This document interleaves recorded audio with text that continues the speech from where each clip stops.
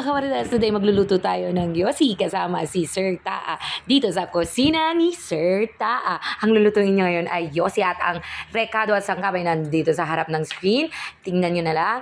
Nauna na siyang maggisa ng kamatis, bawang, sibuyas at nilagay na natin yung liver para maging masarap yung amoy nung liver. Ayan, hinalo-halo lang niya para maganda yung pagkagagisa ng karne. At naghihintay yung 4 na bulinggit. Ayan, gutom na sila. Huli ay nilagay nila yung kamatis.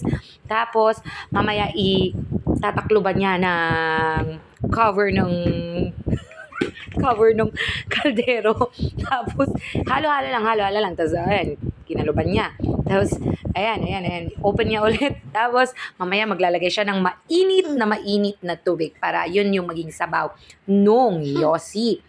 Maglagay din siya ng patis para sa iyong maamoy na patis.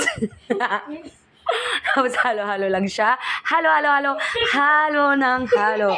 Tapos naglagay na siya ng mainit na tubig. Tawang-tawa ha. Tapos nilasahan niya kung masarap at nilasahan ko din. Ayan, para na kami nag-kiss niya na. Tapos naglagay siya ng kaunting asin, pampalasa at ulit, paminta. At nilagay niya yung panghuli, yung patola. Tapos, finish na. Kain na tayo, guys. Thank you for watching. Babu!